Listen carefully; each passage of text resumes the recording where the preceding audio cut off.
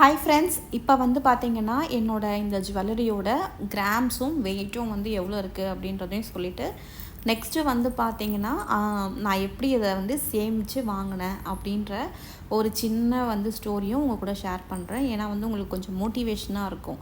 அதனால தான் வந்து சொல்ல போகிறேன். ஏன் இப்படி அப்படின்னு கேட்டிங்கன்னா, ஒரு சிஸ்டர் வந்து நீங்கள் சொன்னதையே திரும்பி திரும்பி சொல்லிகிட்ருக்கீங்க, உங்கள் வீடியோஸ் வந்து பார்க்கறது கொஞ்சம் ஒர்த் இல்லை அப்படின்ற மாதிரி சொல்லியிருந்தாங்க. அதுக்கு பதிலாக நீங்கள் இந்த மாதிரி கிராம்ஸ் எல்லாம் வந்து சொல்லி நீங்கள் போட்டிங்கன்னா நல்லாயிருக்கும் அப்படின்ற மாதிரி சொன்னாங்க. சரிங்களா? இது வந்து நான் இதுக்கு முன்னாடி வந்து கொஞ்சம் கொஞ்சமாக வந்து சேர்த்து வச்சு காயின்ஸ் வந்து கோல்டு காயின் வந்து சேர்த்து வச்சுருப்பேன். நம்ம சேனல் வந்து ரெகுலராக பார்க்குறவங்களுக்கு தெரியும்.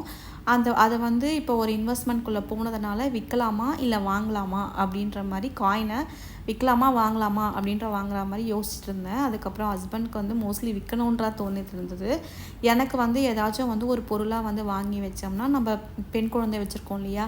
ஸோ இருக்க இருக்க தங்கத்தோட விலை வந்து ஏறிட்டே போகுது. அதனால் வந்து இதை வாங்கணும்னு முடிவு பண்ணேன். ஸோ இதுக்கப்புறமா வந்து வாங்குவோமா மாட்டோமான்னு தெரியல அப்படின்ற மாதிரி.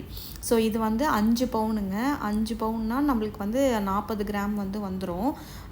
நான் சேர்த்து வச்ச அந்த காயின்லேயே தான் வந்து வாங்கினேன். ஒரு குண்டுமணி வந்து கம்மி. ஸோ 5 பவுனுக்கு வந்து ஒரு குண்டுமணி கம்மினா நீங்களே வந்து கால்குலேட் பண்ணிக்கோங்க.